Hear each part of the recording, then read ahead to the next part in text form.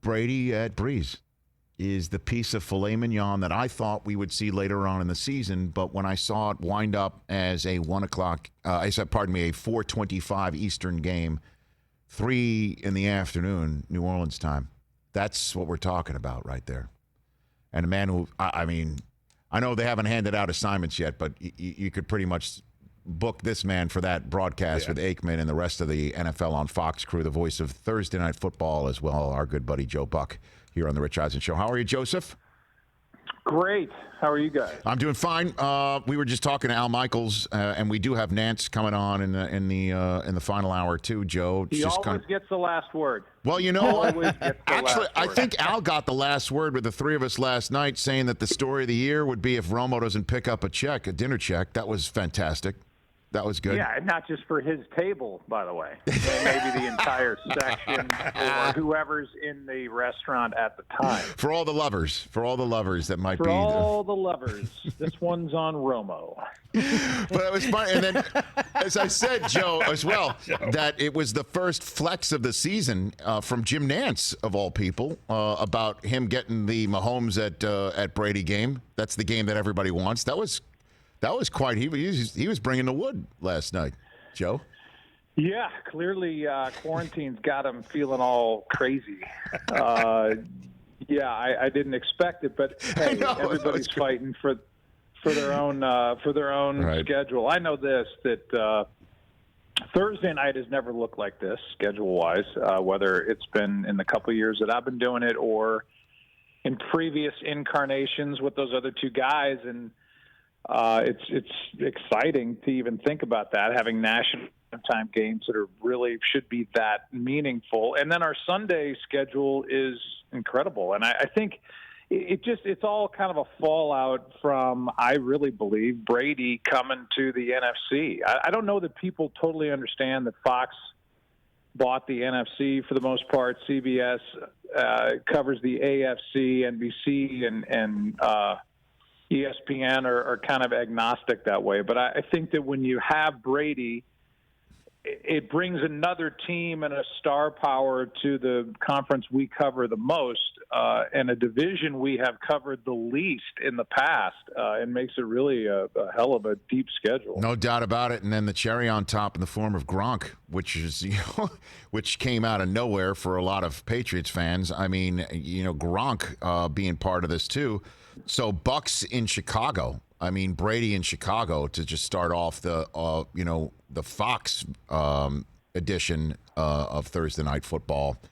That is pretty big stuff. And then again, when I saw Breeze hosting Brady week 1, I'm like, this is not one of those hedging of bets on what's going to happen in the world with the schedule. That the NFL's like, this is the schedule, and this is it. You know what? I didn't even think about that. Yeah, that could get lopped off in some people's prognostications. Nope. So yeah, that's interesting. You bring that up. That probably maybe that should have been later in the year, but maybe they're more optimistic than anybody even knows. Or they're just going to delay the start of the season, and week 1's going to be week 1, whether it's in September, October, or November, or what have you. I mean, to just serve, that is sizzle and steak together. That's going to be dynamite, and I'm knocking on wood that there will be fans in the Superdome on that day, and that you will be physically there as opposed to sheltered in place calling that game. I mean, that would be just unbelievable. This Breeze hosting Brady to welcoming him into the NFC and the NFC South is just going to be dynamite football, Joe. It really is, and I think when you look at Brady, and I'm a huge fan of, and I don't know him that well. I think I've only done probably definitely less than 10. And Nance last night said on the NFL Network he's done 100 games of Tom Brady's.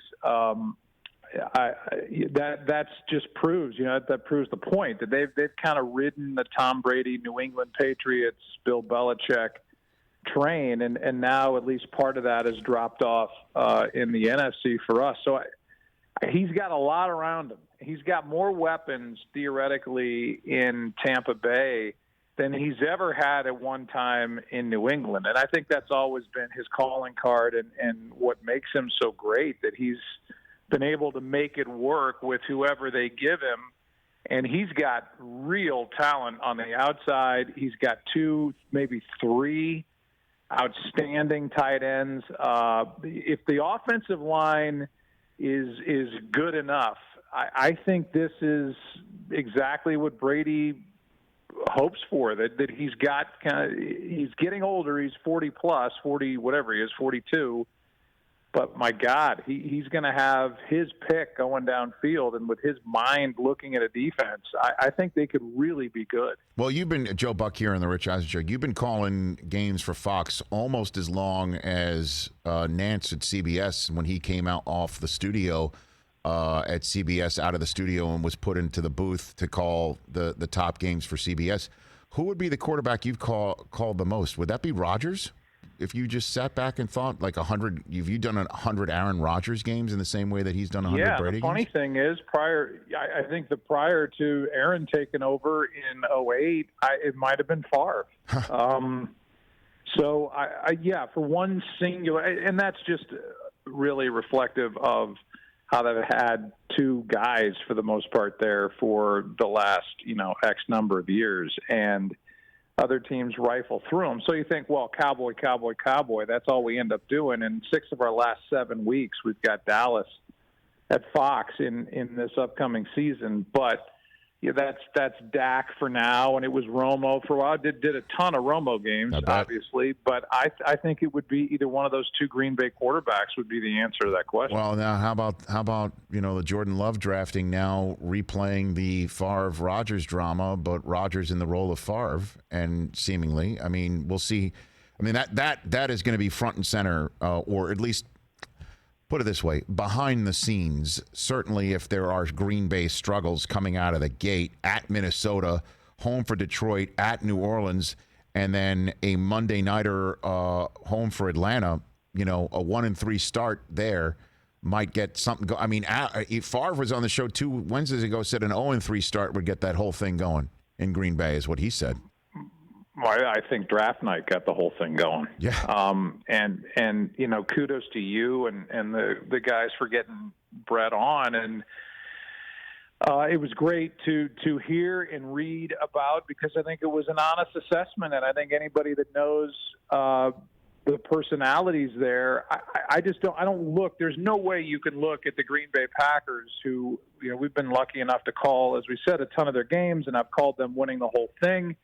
Aaron Rodgers has not been the issue. It's been a defensive problem that's gone on and been persistent even through different coordinators and different personnel. And then, they've whiffed. They've got Devontae Adams. They really don't have a number 2 anymore that threatens anybody. The tight end, Jimmy Graham, has not been what we all remember Jimmy Graham as being. Jones is a tremendous running back, and then they go and they draft another running back. I don't know. I don't think you can assess, at least from the outside, the Green Bay Packers situation and go, that was the necessary move, unless this guy's just unreal. And I can't speak to that. I have no idea. If he's a once in a generation talent, then obviously if you believe that, then you go get him. But if he's not, if he's short of that, then I don't know what you're doing when you got a team that was in the NFC Championship game a year ago and won 13 games. That just doesn't make sense to me. Yeah, the thing that Favre kept harping on or falling on was what we were as well, is the trading up. At least back in the day, Ted Thompson could say to Favre, if he did, which Favre said he didn't, that, hey, look, we had a guy fall into our laps who was up there with Alex Smith as a possible number 1 overall selection. This one, they traded up to go get him. And, Dion did come on the show a week ago yesterday and say a dog shouldn't be afraid of a cat, and Rodgers isn't afraid of this guy. It's no significance of that. It's just that you and I also know that in this world, at some point, Love is going to need to be evaluated to either flip him like Garoppolo got flipped, and that Rodgers could turn Love into Garoppolo by playing like Brady did, to use that as an analogy. But at some point, they're going to have to figure out what this kid is and who he is. And the question is why would you do that if Rodgers is playing at the age of 36 like we're expecting him to this fall? Yeah, that's the part that doesn't make sense to me. And there are a lot of personalities involved, and who knows what goes on behind the scenes. Right. Mike McCarthy's now the head coach with the Dallas Cowboys, and that marriage fell apart. But my God, I mean, even if you do the Garoppolo scenario, what they get for him, a second-round pick? So, you can't really maximize, I don't think, what you could get for a guy that you traded up to get in the first round if he doesn't play. And if he does play, then where's Aaron Rodgers? And, I mean, he's still one of the main stars of the league and is still a guy that can shred a defense. Just give him a chance with adding to what they have weapons-wise. So that was shocking to me. Joe Buck, few minutes left with the voice of NFL on Fox and Thursday Night Football, and we could go down a Dallas wormhole here in the 3 minutes we have left, but it usually comes down to that week where you spend with the Cowboys, which is a Thanksgiving game, and then the new tradition in the NFL schedule, the Cowboys playing the next Thursday night against another team that played on Thanksgiving, so everybody's got a full complement of rest. And this year it's Dallas hosting Washington and then visiting the Ravens on the following Thursday night. What do you think that story's going to be in that 5-day period, that week period there, Joe? That's it. I mean, they seem loaded, and they got more loaded. They brought Amari Cooper back, which I didn't think was a slam dunk. And it's funny because when you go back to the beginning of last season, we were firmly in the camp and basically led to believe that we were doing the week one game, that a deal for Dak Prescott was going to get done that weekend of week one. And then it just lingered. And now, here we are, and nothing's still been done with regard to a long-term contract. And that's shocking as well. When you consider the deals they have made. They found a guy that's a great front man for the organization, a wonderful young man, and a really successful quarterback in the NFL. They're not easy to find. And so I'm shocked by that, too. There are a few things that make you scratch your head. Now, if he's being unrealistic, that's one thing. But I think they've got to get something done, and we'll see, if that allows him to relax and take up. Because I know for a fact, at least he told us, they didn't talk at all about a deal after that initial weekend of the season for the rest of the year. So it just seems strange to me. Joe, appreciate the time. I don't know what it takes to get on Daddy Issues, your podcast with Oliver Hudson. I've got 3 children. Daddy Issues. I mean, I got 3 children at home. I mean, you know what's going on with me. I'm more than happy to appear, but I know you got the celebs and the stars on. I understand. Well, no. Hey, don't offer something you can't follow through on. Well, that was my way of expect to hear from my people. I don't know why I went aggressive on you with your pod and promoting your pod that you're doing with Oliver Hudson, but it looks like a lot of fun. I appreciate it. No, you got it. Absolutely. I just went Nance on you at the very end of this conversation. I know, just dropping bombs and walking away. Thanks for the time, man. It was good to chat with you last night and today as well. Best to Michelle. Best to your wife. All right. Those kiddos. Yeah, and best to Susie and the family. And, man, it's exciting just to talk about this stuff. It is, isn't it, though? It is. And I know, look, we can't, that's what I said at the top of the show here today. Like, people are looking at Roger Goodell to try and get a vaccine for COVID-19. It's just like, let's do the schedule, and if it needs to be addressed, it'll be addressed. But I'm kind of happy to do this thing right now, Yeah, maybe Goodell and Fauci switch roles for a week. Okay, let's... Dr. Goodell. Fauci coming on. That's it. The Cincinnati Bengals select Joe Burrow. Well, apparently he quarterback. I had no idea that Danny DeVito was suddenly doing the draft. That's very impressive. Yeah. He is. I love it. Take care of yourself, Joe. All right. See ya. That's Joe Buck, everybody. Voice of the NFL on Fox, Thursday Night Football. Hey, you watched all the way to the end. Thanks for that. Watch more right here.